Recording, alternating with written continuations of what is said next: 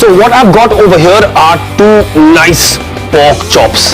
We are going to be doing today a 5-spice and honey and soy glazed pork chops with a quick apple, spring onion and cucumber salad. So the first thing we want to do is make up a little batch of our 5-spice powder. Very, very easy. So we'll start with a nice stick of the cassia. Next, some cloves, star anise and sauf as well.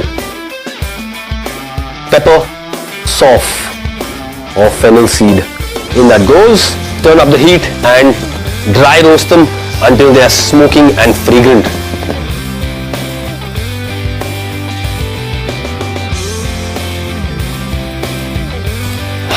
Right, the minute you get that fragrance and aroma of the spices, you know that they are now dry roasted and ready to grind. So turn off the heat.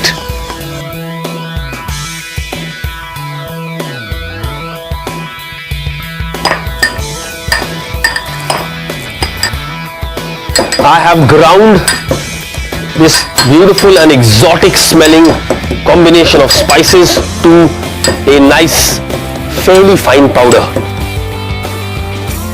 Now all of this 5-spice powder, we're not using all of it, right? We're going to use some for these lovely pork chops that we have to flavor them. Okay, so our pork chops, we're going to start by drizzling over a little bit of refined oil, massage it in just to help the 5-spice powder stick to the pork chops nicely. Now our freshly made 5-spice powder, lovely, on both sides. Then we will season them. Let's get down to searing and cooking through our lovely 5-spice pork chops. While the pan is heating up, we'll make a quick accompaniment to it, right? Something that goes really, really well. Cucumber and green apple salad. I've got some lovely thin juliennes of cucumber and spring onion. I'm going to put that into the bowl. Apple. And a little coriander. Then a crack of pepper. A little salt. A touch of soy. Mix it up. Let's just keep that aside and get back to our cooking of the pork chops. Pan is really hot. Some refined oil.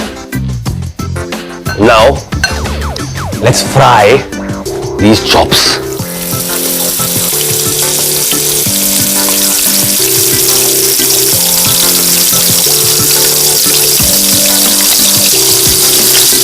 The cool thing about this 5-spice powder or other similar spice mixtures of Asian cooking is that they use spices which originate mostly in our country. Now turn these over. They should have developed a nice crust.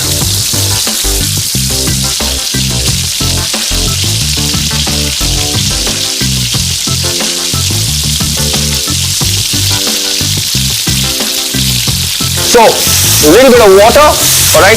I want the chops to cook in that steam. Yeah, sizzling.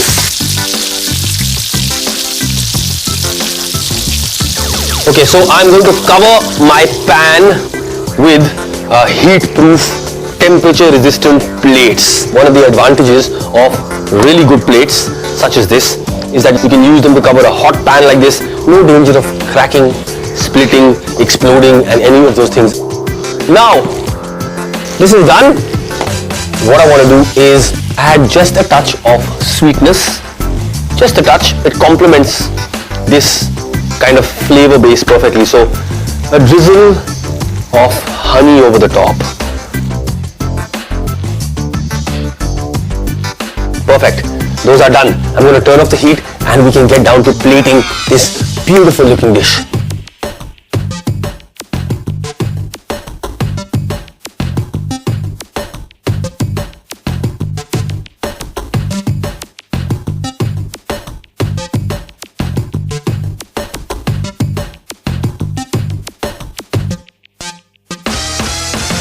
Okay, pork chops done.